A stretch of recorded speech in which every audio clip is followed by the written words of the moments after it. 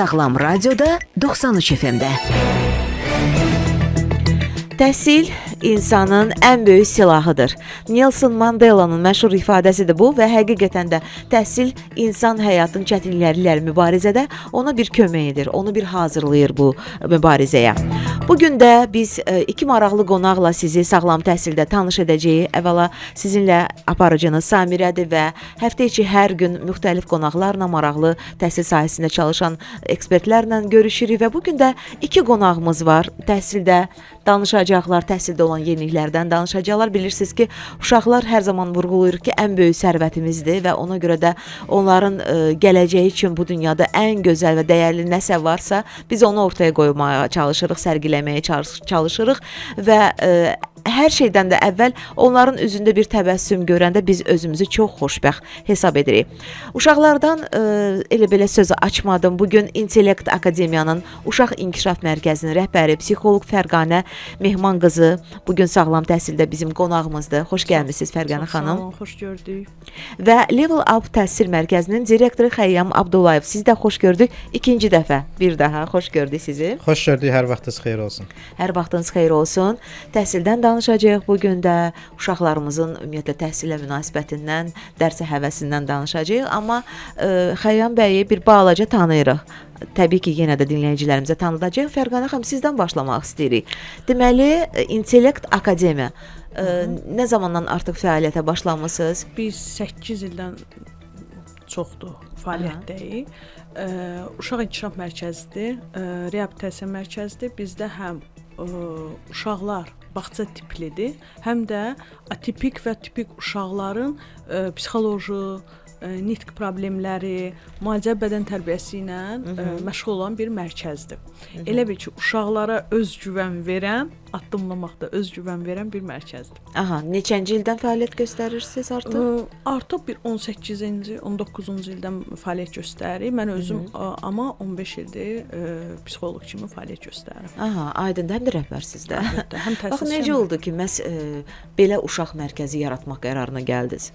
Hər bir insan bir işi, bir peşəni seçərkən istəyir ki, deyir, general olmaq istəməyən əsgər deyil. Təbii ki, mən də klinikadan başlamışdım. Və o klinikada başlayanda artıq dedim, yox. Yəni doğrudan da kimlərəsə daha mənalı, daha doğru, düzgün kömək etmək lazımdır və elə bil ki, hər bir insan özünün missiyası ilə doğulur da. Mən həkim olmaq istəmişəm. Ona görə də düşünürəm ki, ruhun terapiyası, ruhun müalicəsi daha məni özünə çəkdi, fizikdən daha çox və özümü burada tapdım və doğrudan da uşaqlar inkişaf etdikcə, insanlar inkişaf etdikcə, onların ruhu dəyərlərinə baxdıqca adamın özünün də mənəvi dəyərləri qalxır və özgüvənim yəni partlayışlar olur. Bir də deyirlər ki, həmişə uşaqlarla işləyən, uşaqlarla ümumiyyətlə gününü keçirən həmişə cavan qalır. Bu da bir məsələdir. Bu doğrudan belədir. Bax, bu doğrudan belədir. Mən həm uşaqlarla işləyirəm, həm böyüklərlə, amma uşaqlarla işləyəndə bütün gün uşaqların içindəyəm də 3 yaşdan 5 yaşa qədər uşaqlarla uşaq inkişaf mərkəzində orada işləyəndə uşaqlarla inanırsınız bütün gün onların o maraqlı hərəkətləri, hərdən o qədər o həmrəylik psixologiyası deyə bir şey var da, qarşındakı nə edirsə, biz də başlayırıq onlar kimi eləməyə. Məsələn, mənim saç düzümümə oğlum deyir ki, oğlum 5 yaşı var, deyir, mama, sən balaca qızlar kimi saçını yumursan. Deyirəm, baxıram, xoşuma gəlir. Yəni, insan özünü böyümür. Sanki o ruhunun körpəliyini o uşaqlarla yaşayır. O qədər maraqlı olur. Yerdə oturursa, oynayırsa. Məsələn ki, hansınız günə ən azı 1 saat yerdə oturub uşaqlarla top oynayıb yalandan çay içmişsiniz. Məsələn, biz onu edirik, amma unuduruq da özümüzü, neçə yaşda olduğumuzu unuduruq. Və o qədər hər bir insanın nağıla ehtiyacı vardır. O nağıl dünyasında biz nağıl danışdıqca o nağıllara inanırıq və doğrudan da adam özü o nağılı bitəndən sonra fikirləşsən ki, doğrudan maraqlıdır. Sən haralara getdin, çıxdın, öz xəyal dünyana getdin. Əslində bizim hər birimizin daxilində bir uşaqlıq yatır. Sadəcə biz indi böyümüşük, əhatəmiz başqa cür olur, daha ciddi olmaq, görünmək məcburiyyətində Bəli. deyə onu qabarda bilmirik. Amma bir də məişət problemləri imkan vermir bəli. doğrudan. Amma o məişət problemlərinin içində mənim işimdir bu deyib. Biz orada amma əslində biz oradan daha çox həzz alırıq. O uşağı biz yaşatdıqca daha çox həzz alırıq. İnanırsınız bütün dünya dayanır, bütün məişət problemləri, bütün problemlər hər kəs elə bir yox olur və sən orada o yaşdasan və sən hər an onu yaşayırsan. Bəli. Xəyyam bəylə də sizi yaxından tanış edəcəm əziz dinləyicilərimiz. 055 93 490 93-ə yazıb göndərə bilərsiniz. Xəyyam bəy də Level Up məhz təhsil mərkəzinin rəhbəridir, direktorudur və sizin ümumiyyətlə fəaliyyət istiqamətləriniz ən çox hansı sahələrdir? Bir daha salam Samirə xanım. Salam. Deməli, biz Level Up tədris mərkəzi olaraq şagirdlərin xarici universitetlərə hazırlığını həyata keçiririk. Bilirsiniz, indiki dövrdə valideynlərin çoxsunun şəxsi iş həyatı var, müxtəlif başları qarışıq olur işlərindən. Ona görə uşaqlar diqqətdən kənarda qalır və bəzən plansız olaraq şagirdlərin hazırlığı gecikir. Biz bu istiqamətdə valideynlərə həm konsultasiya veririk, dəstək göstəririk. Hətta kiçik yaşlardan deyərdim ki, uşaqların xarici universitetlərə yönəlməsini, onların peşə seçməsi, ixtisaslarla tanış olmasını təşkil edirik və bu istiqamətdə bütün başdan sona qədər işləri həyata keçiririk. Yəni hər hansı bir valideyn deyək ki, yaxınlaşır və biz onların övladlarının gələcəkdə hansı istiqamətə gedə biləcəyini onlara yönləndiririk və bu istiqamətdə onlara hazırlaşdırırıq.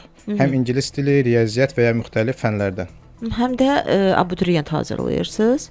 Bəli, abituriyent hazırlığımız da var təbii ki. Amma əsasən bizim istiqamətimiz Türkiyə, Avropa, Amerika, Koreya kimi xarici ölkələrə, yəni şagirdlərin hazırlığıdır. Artıq qəbullar mənbələrinə başlayır. Yəni hazırlıqlar gedir buna doğru və sənəd qəbulu artıq valideynlər tərəfindən qəbul olunur. Daha doğrusu təqdim olunur. Bəli, yəni Müraciətlər dekabr ayından etibarən artıq universitetlərdə qəbullar başlayır və bizim də təbii ki, çox gözəl nəticələrimiz var. Bunu biz müxtəlif yerlərdə paylaşmışıq. Almaniyada, Amerikada, Türkiyədə, yəni top universitetlərə hal-hazırda bizim bir neçə qəbullarımız baş verib və təbii ki, təkcə bundan ibarət deyil və eyni zamanda təxminən deyərdim ki, bir 15-20 gün öncə Dubayda keçirilən beynəlxalq riyaziyyat təlimində bizim komandamız Best of the Best, yəni ən yaxşı nominasiya aldı və Amerika, Türkiyəli professorlar tərəfindən həm sertifikat, həm də referans məktubu qazanmış oldular. Hansı ki, bu referans məktubu onlara gələcəkdə xarici universitetlərə sənəd verəndə yəni təqaüd almağa və ya ciddi bir endirim əldə etməyə dəstək olacaq. Bu ildə bir dəfə keçirilir, göndərirsiniz olimpiyadalara yoxsa? Müxtəlif ölkələrdə olur. Yəni bu fəaliyyətlər haqqında da ətraflı danışacağıq. Birazdan danışarıq. Yaxşı. Və bu arada xatırladım ki, Sağlam Təhsilə siz Rabitəli Nitq Reabilitasiya Mərkəzinin və Smart Education bağçalar şəbəkəsinin sponsorluğu ilə qulaq asırsınız və biraz ətraflı onlar haqqında danışmaq istəyirəm. Bilirsiniz ki, müasir dövrdə ən çox rast gəlinən problemlərdən biri uşaqların gec danışmasıdır və yaxud nitq qüsurlarıdır. Nitq qüsurlarında bir çox səbəbləri var. İnsanlar əmələ gəlmə səbəblərindən biri kimi, məsələn, doğuşda zamanı travmaların olduğunu qeyd edirlər. Ana-ata arasında olan qan qohumluğu, hətta bu da səbəb kimi götürülür. Amma ən əsas da mən sizə deyim, uşağın gec danışmasında ünsiyyətin olmamasıdır. Valideynlər daha çox kommunikasiya yaratmaq əvəzinə əslində uşaqlarının tək və yaxud da ki, müəyyən bir oyuncaqlarla oynamasına üstünlük verirlər və bu da gələcəkdə uşaqlarda gec danışmağa gətirib çıxarır. Amma bunun da həlli yolu var. Məhz müraciət etsəz Rabitəli Nitq Reabilitasiya Mərkəzinə erkən olaraq tez bir zamanda. Son olaraq bilin ki, sizin uşağınızla məşhur, eyni zamanda öz sözünü demiş defektoloqlar, logopedlər çalışacaqlar. Əlbəttə ki, burada bir psixoloq dəstəyi də olacaq. Yəni bu 3 mütəxəssisin sayəsində uşağınızda olan nitqində olan korreksiya qüsurlar korreksiya olunacaq.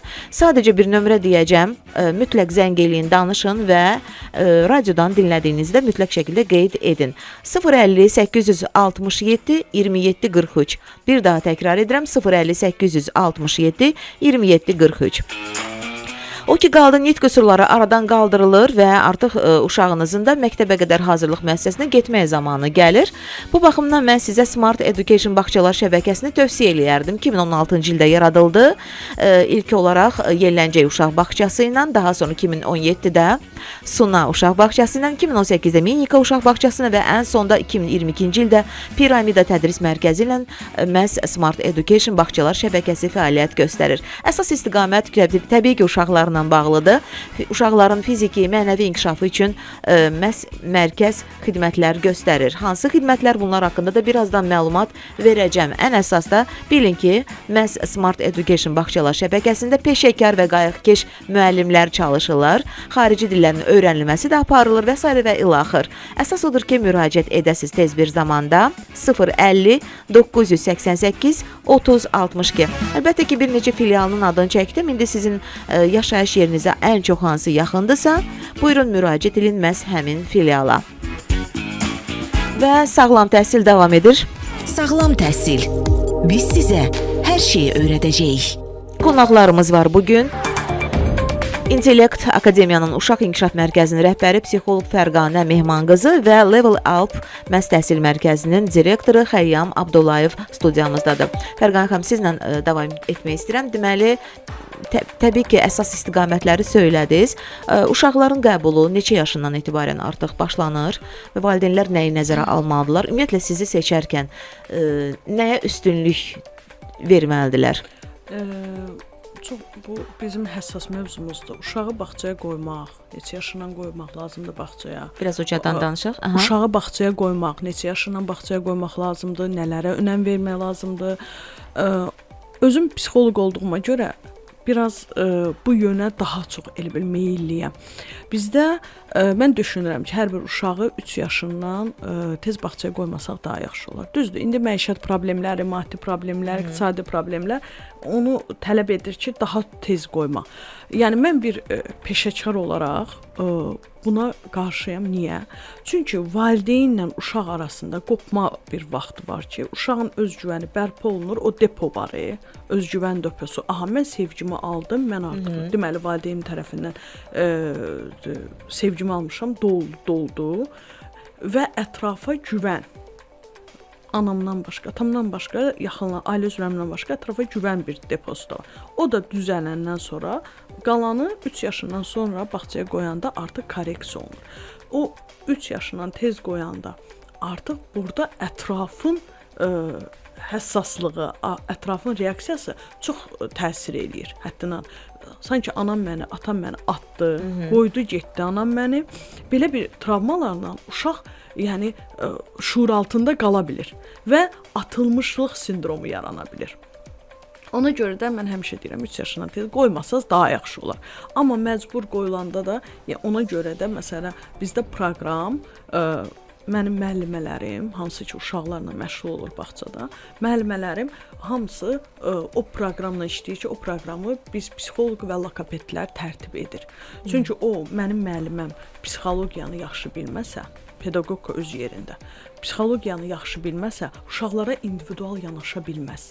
Və hər bir uşaq bir psixoloq konsultasiyasına hər ay keçməlidir. Onun ailəsi ilə olan bağı yoxlanılmalıdır. Onun ətrafı olan bağı yoxlanılmalıdır. Mən bunlara çox önəm verirəm. Yəni müəllimlərin təhsili rol oynayır. Müəllimlərin təhsili. Məsələn, baxırsan ki, sən bağçaya yaxınlaşanda soruşmaq lazımdır, hansı proqramla işləyirsiniz? Proqramınıza baxaq, nə var orada? Mənim uşağıma sən nə verirsən? Burada deyirlər valideyn özü iştirak eləyə bilər bir neçə gün. İştirak eləmək yox, o proqram yazılır. Hər bir proqram avqust ayında müəllimlərə verilir mənimsəmək üçün. 1 illik proqram. Avqust ayında müəllimə mənimsəyir proqramı, sentyabrdan maya axırına qədər o proqramı tətbiq edir. Bir də görürsən ki, bağçada müəllimə proqramı heç mənimsəməyib, ilin ortasıdır. Və uşaqların hansısa, hər bir uşaq eyni mənimsəmə ola bilməz. İstəyir riyaziyyatdan, istəyir ətraf aləmindən, mənimsəmə eyni ola bilməz, istəyir məntiqdən. Ona görə də geridə qalan uşaqlarla xüsusi yanaşma lazım. Niyə geridə qaldı? Hansı problemi var? Biz qayıdacağıq. Valideynlər bunu necə edə bilərlər? Biz söhbətimizi davam etdirəcəyik. Qısa bir reklam aramız var. Sağlam təhsil davam edəcək və dinləyicilərimizdən, valideynlərimizdən xahiş eləyərdik. WhatsApp nömrəmizə 055 93 490 93-ə yazıb fikirlərini göndərə bilərlər və yaxud suallarını ünvanlaya bilərlər. Xəyyam bəy daha çox xaricdə təhsillə bağlı sualları cavablandıracaq bu gün və Fərqanə xanım da uşaqlarla bağlı, ümumiyyətlə uşaqların məktəbə qədər hazırlığı ilə bağlı sizə müəyyən məsləhətləri və təkliflərini edəcək. Reklamlar. Reklam. Davam edirik. Qonaqlarımız var bugün studiyamızda. Bugün deməli qonaqlarımız Level Up tədris mərkəzindəndir. Xəyyam Abdullayev və İntellekt Akademiyanın Uşaq İnkişaf Mərkəzinin rəhbəri psixoloq Fərqanə Mehmanqızıdır. Xəyyam bəy, olimpiadalardan danışdınız. Əlbəttə ki, olimpiadaların olması uşağın özünə də bir gözəl, yaxşı bir motivasiya da verir, onun gələcəyinə doğru atılan bir yolda. Nə qədər vacibdir? Bax, nəyə görə məhz olimpiadalara daha çox uşaqları cəlb edirsiniz və ümumiyyətlə bu uşaqların, tələbələrin inkişafına nə cür təsir göstərir? Lazımdırmı? Deməli, ilk öncə belə bir cümlə quracağam. Olimpiada uğuru hər bir şagirdin həyatında bir brenddir. Ömür boyu fəxr eləyəcəyi bir nəticədir. Yəni olimpiadada, beynəlxalq olimpiadadan təbii ki, mən danışıram. Hər hansı bir beynəlxalq olimpiadada uğur qazanan şagird çox ciddi mənada motivasiya olur. Özünə güvən yaranır və inanır ki, əgər mən beynəlxalq bir layihədə uğur qazanmışamsa, demək ki, digər məsələlərdə daha da yaxşı ola bilərəm. Və həqiqətən bu nəticə şagirdin həyatında mühüm rol oynayır. Yəni, təbii ki, hər birimiz övladlarımızın gələcəkdə yaxşı universitetdə oxumağını istəyirik və yaxşı universitetlər də təbii ki, çox bahalı olduğuna görə bəzən büdcə problemləri yaranır. Məhz bu beynəlxalq olimpiada uğurları şagirdlərin gələcəkdə həmin universitetlərə güzəştli şəkildə oxumağına birbaşa təsir edir. Və hətta beynəlxalq fən olimpiadalarında uğur qazanan şagirdlər universitetlərdə ödənişsiz oxumaqla yanaşı hətta təqaüd alma şansı da qazanırlar. Yəni bunun bir neçə onlarla nümunəsi artıq var. Ona görə biz tədris mərkəzi olaraq şagirdlərin həm beynəlxalq olimpiadalara hazırlığını təşkil edirik, onların hazırlaşmasını təmin edirik.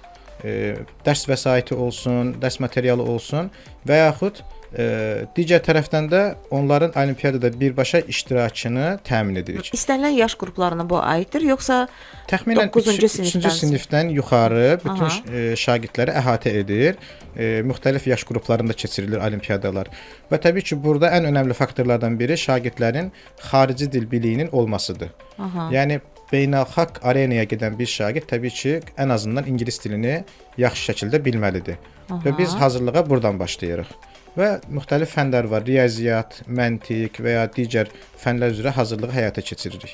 Deməli, tədris mərkəzinə müraciət etməzdən əvvəl düşünmək lazımdır birinci olaraq. Hansı bölmədə sən davam etdirmək istəyirsən təhsili? Bəli. Ondan sonra, yəni istənilən insan oxuya bilər, məsələn, rus bölməsində, ingilis bölməsində, yoxsa bunu da təbii ki, seçim əsasında edirsiniz? Bizdə mərkəz olaraq hər 3 bölmə üzrə müəllimlərimiz var və həm rus sektoru, həm Azərbaycan, həm ingilis sektoru üzrə rus bölməsi, müəllimlərimiz var. Yəni əgər bir şagird rus sektoru üzrə oxuyursa, biz onu öz bölməsi üzrə hazırlaşdırırıq. Təbii ki, paralel olaraq ingilis dilini də biz ona öyrədirik. Çünki beynəlxalq olimpiadalarda, yəni suallar əsasən ingilis dilində olur. Ancaq yəni rus bölməsi üzrə də, yəni çox professional müəllimlərimiz var. Yəni şagirdlərin hazırlığını da aparırsınız. Mən belə başa düşdüm. Aydındır. Fərqanə xanım, sizlə davam edək.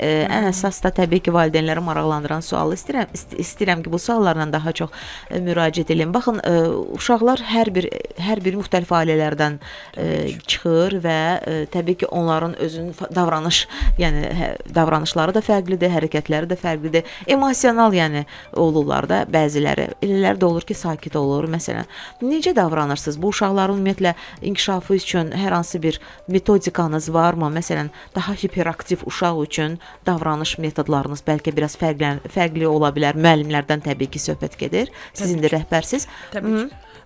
Hər bir uşaq evin güzgüsüdür, el məsəli var. Bu doğrudur. Bu bir mənalı doğrudur. Bu zamanla işlədikcə görsən ki, öz təsdiqini tapır. Uşaq nə qədər emosionaldırsa, onu vurun 3-ə, 4-ə, 5-ə, ailəsi o qədər emosionaldır, valideyn o qədər emosionaldır. Uşaqla işləmək çox asandır. Ailə ilə işləmək çətindir. Uşaq qaydalara, disiplinaya tabe olur, gec-tez. Uşaq adamı yormur. Çünki sənin uşaqla işləyəndə, məsələn, adam var, deyir, mənim səbrim olmaz.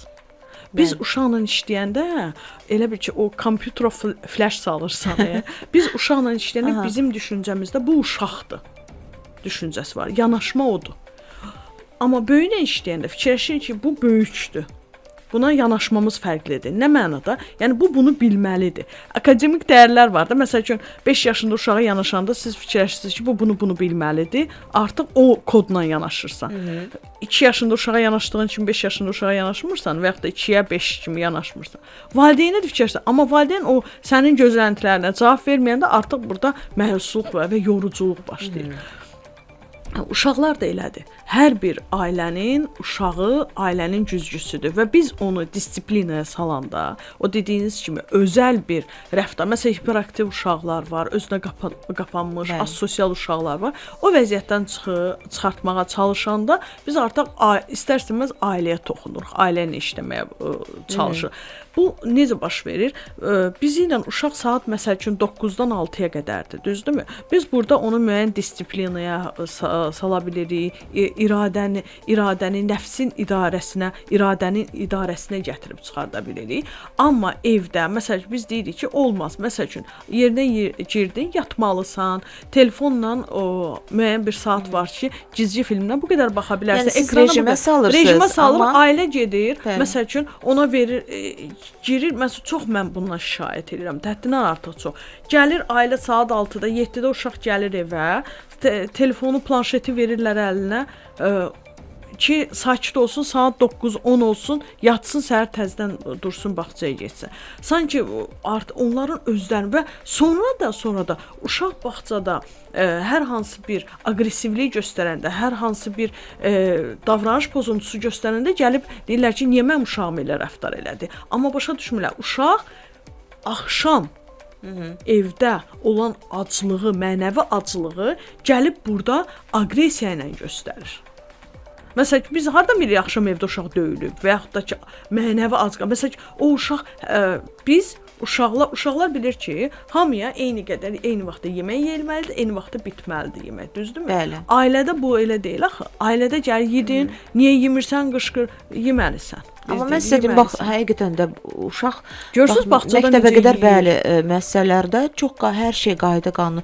Bəzən valideyn özü də təəccüb edir ki, aha bu evdə məsələn deyirəm, ət yemir, nə yaxşı, bəs məsələn şorba yemir evdə. Var. Çünki disiplin var. Çünki o evdə ət yeməyəndə siz onun əlindən yaxşı əti yemirsən, nə istəyirsən demişik. Biz nə istəyirsən demirik. Bu yeyilir və hamı tərəfindən yeyilir. Bu insanın şəxsiyyətinin formalaşmasında disiplina çox önəmlidir. Bütün hər yerdə. Bağça evdən birinci gəlir. Evdə uşaq tökdüyü oyuncaqları yığsa, sabah o bağçada da disiplinaya uyacaq, sabah məktəbdə də, sabah o işlədiyi yerdə də disiplinaya uyacaq və sabah ailə quranda, ailə sahibi olanda ailədə də disiplinaya uyacaq və həyatını o üzrə. Əgər biz uşağa nəfsin iradəsini düzgün şəkildə tənzimləməyi öyrətsə, o həyatını qurtulmuş olacaq. Mən deyərdim ki, əsas fakt, məsələn, bağçaya gəl, mən yemək filan yox. Məsələn, mənim də özümün də övladlarım var. Yemək filan yox. Baxım, oradakı disiplin uyurmu? Məsələn, mən özüm oranın rəhbəriyəm, mənim oğlum orada bağçadadır. Amma mən o qrupa girmirəm. Niyə? Çünki mənim övladım oradadır. Bəli, mənim övladım rahat ol. Mən müəlliməyə deyirəm, başqa uşaqlarına 2 qat disiplinadırsa, mənim oğluma 5 qat. Niyə? Çünki əzizi tərbiyəsinin ondan əzizdir. Niyə disiplin olsun? O bilməlidir. Rejim, məsələn, gəlir, görəndə məni yaxınlaşır, deyir, ana, deyirəm, ana yoxdur, belə. Onda deyir, müəllimə, deyirəm, ana yoxdur, müəllimə. Məktəb vaxtı da belə idi. Məktəb uşaqlarına hər zaman elə anaları da deyirdilər ki, bax, məktəbdə mən sənin anan deyiləm ha. Yəni bunu unutma. Hətta da daha çox tələbkar olurdular. Bəli, elə olanda disiplin Müəllim mənim uşaqları, yəni bəli. həyat mənim üçün çox önəmlidir. Qaydalara uyan insan, qaydalara riayət edən insan istəyir sabah həyatında təhsildə olsun, istəyir təhsilli olmasın. Özünə bir hansısa peşə seçəndə də çox disiplin olacaq və doğrudan da şəxs olaraq cəmiyyətə sağlam fərd olaraq sağlam şəxsiyyət yetişdirmiş olacaq. Fərqan xanım, davam etdirəcəyik sizlə söhbət əlbəttə ki, çünki valideynlərin ən çox bax belə uşaq bağçaları seçərkən nəyə diqqət etmələri də vacibdir. Dediniz ki, dərhal astanadan belə daxil olanda xüsusi valideynlər var ki, titiz olurlar, hər şeyə diqqət yetirirlər. Ona görə mənim üçün maraqlıdır. Bununla bağlı sizlə təbii ki, istəyəcəm ki, biraz söhbət edim. Xəyyam bəy, sizlə davam etdirmək istəyirəm. Deməli, uşaqların təbii ki, şagirdlərin təhsili ilə bağlı ciddi, mən belə başa düşdüm, məşğul olursunuz. Onların daha çox beynəlxalq olimpiyadalara cəlb olunmasına fikrinizi yönəldirsiniz və gəlirik, çatırıq artıq elə bir mərhələyə ki, xaricdə təhsil almaq istəyən şagirdlərin sayı çoxalır və siz də bu baxımdan kömək edirsiniz. Aha, valideynlər indi sizə qulaq asırlar. Siz bu işdə vasitəçi həm də olduğunuza görə valideynlər məhz niyə sizin Level Up tədris mərkəzinin vasitəsilə uşaqlarının təhsildə xaricdə təhsil almasına istək yaranmalıdır onlarda. Niyə? Deməli, ilk öncə qısa bir məlumat verim ki, 2025-ci ilin, yəni növbəti aylarda may, iyun və iyul aylarında Paris, Roma, New York və Barcelona şəhərlərində keçiriləcək beynəlxalq olimpiyadalara hal-hazırda bizdə artıq hazırlıq başlanıb, müraciətlər də olunub. Bu olimpiyadalara 3-cü sinifdən yuxarı bütün şagirdlər müraciət edə bilərlər, 11-ci sinifə qədər təbii ki. Digər məsələ, bilirsiniz Samirə xanım, yəni hər bir valideyn mərkəz seçərkən, müəllim seçərkən təbii ki, keçmişə baxır, uğurlara baxır, nəticələrə baxır. Əgər nəticələr kifayət qədər yüksəkdirsə, uğurlar kifayət qədər varsa, biz də artıq güvənərək həmin mərkəzə müraciət edirik. Yəni Level Up tədris mərkəzi olaraq bizim həqiqətən çox yüksək nailiyyətlərimiz var, həm olimpiyada yönündən, həm də universitetlərə qəbul yönündən. Digər tərəfdən keçən dəfə də qeyd eləmişdim, yəni bu məsələdə ən önəmli deməli faktorlardan biri məsuliyyətdir. Yəni hər hansı bir tədris mərkəzi işi başlaya bilər, hazırlığı başlaya bilər, amma onu necə davam elətdirir və necə yekunlaşdırır, bu çox vacibdir. Biz hər hansı bir şagirdi, deyək ki, 9-cu sinifdən, 8-ci sinifdən götürürük hazırlığa və onun ingilis dilisini və ingilis dilində riyaziyyatını 10-cu sinifə qədər mükəmməl səviyyəyə gətiririk və artıq 10-cu sinifdə şagird imtahan verərək universitetini qazanmış olur. Və 11-ci sinifdə tam sərbəst qalır. 9-dan gec deyil. 8 və 9-cu sinif əslində ən ideal vaxt sayılır. Yəni orada təsəvvür edin ki, vaxt az qalır deyə ona görə. Təsəvvür edin ki, yəni 10-cu sinifin sonunda sizin övladınız artıq universitet balını toplayıb və yəni universitetini qazanıb. Bu onun üçün elə bir rahatlığı üçündür. Qoydu kənara. Amma təbii ki, bir ilin özündə də müəyyən bir dəyişikliklər ola bilər düşüncələrində, fikrində. Toplamış olduğu bal ona 2 il qüvvədə olduğuna görə artıq növbəti 11-ci sinifin sonunda həmin balla biz universitetlərə sənəd göndərib istədiyimiz yerdən qəbul ala bilirik. Yəni 11-ci sinifdə biz artıq şagirdləri yönləndiririk müxtəlif könüllü fəaliyyətlərə. Yəni şagirdin portfolyosunu belə deyək də, yəni tam şəkildə doldurmağa çalışırıq yüksək səviyyədə. Və ən çox belə məsləhətli sizcə hansı universitetlər ola bilər? Bu biraz ixtisas seçiminə görə fərqlidir. Necə misal üçün deyək ki, məsələn IT belə deyim, mütəxəssisi kimi yetişmək üçün haranı seçməlidirlər? Hansı universitet daha yaxşıdır? Və yaxud da ki, tibbi seçmək üçün hansı universitet? Belə təxmini varmı fikirləriniz? Təxmini istiqamətlər deyə bilərəm sizə. Yəni təbii ki, ilk öncə valideyn bizə müraciət edir. Biz soruşuruq ki, hansı ixtisas üzrə getmək istəyirsiniz? Hansı region? Avropamı, Amerikamı, yoxsa Koreya, Yaponiya bu istiqamətin və ya Türkiyəmi? Əsasən Avropa seçimləri olur. Çünki Amerika uzaqdır və çox bahadır. Yəni ona görə Avropa seçimlərindən mən sizə nümunə verəcəm. IT üzrə əsasən İngiltərədə deməli Manchester İnformasiya Texnologiya Universiteti var. Məsləhətli universitetdir, çox yüksək səviyyəlidir. Estoniyada çox yüksək səviyyəli universitetlər var.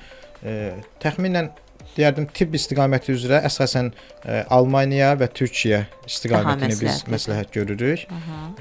Digər fakültələr ümumi mühəndislikdir, biznesdir. Artıq bu fakültələr bir çox ölkələrdə yayıldığına görə valideynin büdcəsi hara uyğundursa biz ora yönləndirə bilirik. Aha, büdcəni də hardasa da siz də tənzimləyə bilirsiniz də. Təbii ki, Yox. bizim bu yöndən çox ciddi dəstəyimiz olur. Bəli. Necə olur?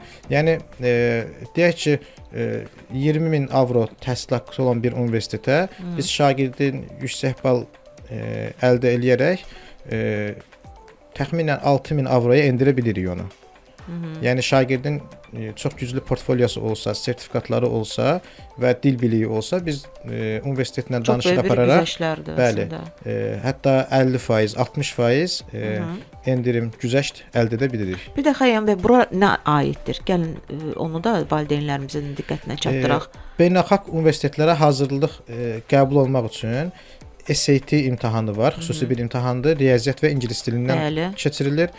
Və əlavə olaraq IELTS imtahanı var, ancaq ingilis dilidir və TOEFL imtahanı var. Yəni bu 3 imtahanı da biz yüksək səviyyədə hazırlaşdırırıq. Yüksək səviyyədə niyə deyirəm? Çünki bizdə olan müəllimlər təxminən 20 ildən çox pedaqoji təcrübəyə malik insanlardır. Hətta deyərdim ki, ingilis dili müəllimimiz Azərbaycanda cəmiyyətdə tanınmış bir şəxsdir. Dövlət tədbirlərində müxtəlif tədbirlərə tərcüməçi kimi sinxron tərcüməçi kimi fəaliyyət göstərir. Ona görə yəni biz pedaqoji heyətimizə tam güvəndiyimizə görə valideynlərə belə tam arxain şəkildə söz verə bilirik. Aha, bir də qəbul olduqdan sonra baxın o vəsaiti ki hansı ki dediniz 20.000 məsələn avro təhsil haqqında nə Bəli. daxildir ora? Məsələn qalma, yataqxana filan belə. Bunlar da Hər aiddirmi? ölkənin universitetin fərqli şərtləri var. Bəli. Deyək ki, misal üçün deyirəm, Almaniyadakı hər hansı bir universitetə sənəd göndəririk, şagirdin sənədlərini göndəririk və biz çalışırıq ki, o deyilən məbləğə şagirdin təhsil haqqısı, qalması və gündə ən az bir dəfə qidalanması daxil olsun. Olsun. Bəli. Aha. Aydındır. Əlaqə nömrəsi deyin də. Zəhmət olmasa dinləyicilərimiz maraqlansalar mütləq şəkildə əlaqə saxlasınlar. 099 855 56 40 nömrəsi ilə əlaqə saxlaya bilərlər. Aydındır. Bax belə xarici dildən Xəyyam bəy danışanda əlbəttə ki mənim yadıma hətta çox təcrübəli bir müəllimin adını çəkdiniz. Nə gözəl. Amma World Career Peşə Mərkəzində də xarici dilin öyrədilməsi ilə təbii ki məşğul olan müəllimlər var, pedaqoqlar çalışırlar. Hətta dərhal ora müraciət edən şəxslər belə bu sözləri tam olaraq təsdiqləyirlər ki, qısa bir müddət ərzində ingilis dilini mən öyrəndim. Çox vaxt bu fikirlərlə rastlaşırıq və sevinirik. Ona görə də tövsiyə edirik ki, qısa bir zaman ərzində siz də bu biliklərə və yaxud xarici dilin öyrənilməsinə çalışmaq istəyirsinizsə, müraciət edirsiniz. WhatsApp nömrəsini deyirəm 055 674 72 30. Təkrar edirəm 055 674 72 30. Dil öyrənmək üçün bu WhatsApp nömrəsi sizə kömək olacaq. Sərfəli qiymət və uyğun qrafik əsasında dərslər sizin üçün həyata keçiriləcək. Hətta evinizə belə müəllim təyin edəcəklər. Həm uşağınıza məktəbə qədər hazırlıqda kömək edəcək məşğələlərdə, həm də əziz analar sizə ingilis dili və yaxud Çin, Koreya, Alman dillərinin rus dili öyrənilməsində yardım edəcəklər. World Career və Peşə Mərkəzi. Sağlam təhsil sizi xoşbəxt gələcəyə aparan qapı. Fərqanə xanım, sizlə davam edək. Uşaqlardan danışanda həmişə insan bambaşqa cür olur da. Necə hiss edirlər özlərini uşaqlar məhz sizin uşaq inkişaf mərkəzində? Hərəsinin bir aləmi mühit var. necədir? Mühit Təhlükəsizliyi baxımından bəli, necədir? Ümumiyyətlə, canlı kameralar var. Valideynlər telefonla izləyə bilirlər, xüsusi proqramla. Biz özümüz də izləyirik, təbii ki. Müəllimlər bir qrupda 6, 7, 8 uşaq ola bilər və o uşaqlara 2 müəllim, 3 müəllim nəzarət edir. Yeməyə hələ məsələn aşağı balaca qrupda, kiçik qruplar var ki, hətta bizdə var 1 yaş yarım uşaqlar. Gəlin deyək də onları. Mən elə yaxşı bir məqama toxundum. Deməli, bir erkən lap körpələr üçün var. Kiçik qruplardır. Neçə aylığından götür? 7-8 aylığından da gələn var. Yaş yarımda olan var. 3 yarım falan yaşa qədərdir orada. Orta qrup var ki, 3 yaşdan 4 yaşa qədərdir. Bir də var 5-6 məktəbə hazırlıqdır. Bizdə adətən universitet tələbələri praktikantlar da olur. Bizdə praktika keçirlər. Bu da mənim üçün çox önəmlidir. Çünki o vaxt mən universiteti bitirib işə getmək istəyəndə hər yerdə mənə deyirdilər ki, sənin təcrübən yoxdur, praktika yoxdur, mən səni işə götürə bilmərəm. Bu məndə artıq belə bir travma qoymuşdu. Deyirdim ki, mənim özümün mərkəzim olacaq və mən ora sırf praktikasız işçilər götürəcəm və onları yetişdirəcəm. Bunu mənim o vaxtı düşüncəmdən sonra mən dünya biznesinə baxdım və gördüm ki, çox önəmli dünyaca məşhur banklar var ki, onlar sıfırdan götürürlər, özləri onları yetişdirirlər, sonra adamlar istəsələr başqa şirkətlərə, hətta belə bir bank da var, bəli, Azərbaycanda da bank var, dünyaca məşhur var, yönləndirmək istəyən yönləndirir, yəni ora məktəb ocağı kimidir. Və bizdə də praktikantlar, təcrübə toplamaq istəyən müəllimlər üçün münbit şərait var. Çünki mən biraz rahatlıq sevən adamam, mən nəticəyə baxıram, hər bir müəllimənin öz pedaqoji qabiliyyəti var, pedaqoji yönündən inkişaf edib və universitet və kollec məzunlarını elə oxuya da bizdə o münbit şərait var. Ona görə bizdə müəllimlər daha çoxdur. Və uşaqları tanıyırlar, uşaqlar müxtəlif insanlar görür, uşaqlarla individual məşğul olmaq üçün daha yaxşı şərait var. Bu da mənim üçün daha yaxşıdır. Bir də ki, artıq o klassik necə deyirlər, üsullar biraz dəbdən təbii ki düşüb. Ona görə müasirliyi axtarmaq lazımdır. Məsələn, mən parta arxasını sevmirəm. Ümumiyyətlə mən 6 yaşında uşağın məktəbə getməyinə qarşıyam. Niyə? Çünki o 6-7 yaş var. 6-7 yaş var. O qədər önəmli dövrdür ki, bunu hər kəs, mən buradan deyirəm, hər kəs ailəsində bir nəzərə, diqqətə baxa bilər. Baxırsınız 6 yaşında uşaqla 7 yaşında, o 7 yaşına çatanda o bir ildə nə qədər dəyişilib uşaq. Boş yerə gedib nə müəllimi əsəbləşdirir məktəbdə. Amma biz özümüz də axı 6 yaşından getmişik. Bu o demək deyil biz düz eləmişik. Gəlin 7 yaşında uşağın məktəbdə özünü part arxasında aparmağı ilə 6 yaşında uşağın özünü part arxasında. O qopma dövrü var. 6-7 o uşaqlıqdan o təhsilə qopma dövrü var. Təhsil həmişə var. Təhsil bizdə 2 yaşından, 1 yaşından var. O yaşlı qrupu deyirik də. Kiçik qrupda da təhsil var. Bəli, körpələr qrupunda da təhsil var. Sadəcə bax bir dənə onu fikirləşin ki, 6 yaşında uşaq anadan anasının qucağından durur gəlir, part arxasında 45 dəqiqə əyləşir, stolda. Bir də 11-ci sinifdə 16-17 yaşında uşağı eyni zəng, bir heç nə dəyişməyib. Eyni zəng, düzdürmü? Eyni zəng 6 yaşında uşaq üçün vurulur, 8-də 45 dəqiqə. Eyni zəng 11-ci sinifdə oxuyan üçün. Yəni siz bu dəyişən yalnız inkişafdır. Yəni o boy baxımından biraz yaş baxımından. Bu necə ola bilər? Yəni necə ola bilər ki, o stol arxasında otura bilər? Özdə indiki uşaqlar daha hiperaktivdir, indiki uşaqlar disiplinaya daha yönəmsizdir. Çünki bunu biz o qədər yetişdirəndə azadlıq adı ilə yetişdirmişik ki, orada biraz xətləri 1-ci sinifdə çox görmüşük. Uşaqlar bəzən part arxasında yatıblar, gedib gəlib məni sığallayıb uşaqdır. Bəli. Reklamlarımız olacaq. Mən istəyirəm sizdən əlaqə nömrəsini istəyim.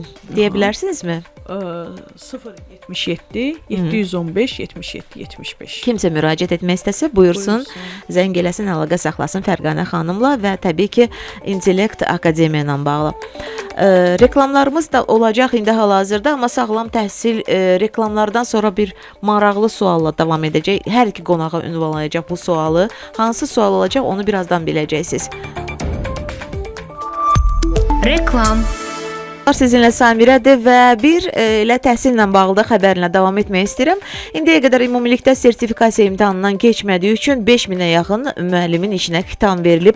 Bunu Məktəbə qədər və Ümumi Təhsil üzrə Dövlət Agentliyinin direktoru Eşqi Bağırov jurnalistlər açıqlamasında deyib. O qeyd edib ki, bu il sertifikasiyaya 22000 müəllim cəlb olunacaq. Qeyd edək ki, 2025-ci ildə biologiya, kimya, fizika, coğrafiya, informatika üzrə, 2026-cı ildə isə tarix, texnologiya, təsviri incəsənət və s. fiziki tərbiyə üzrə də hətta sertifikatlaşdırılmanın birinci mərhələsi keçiriləcək.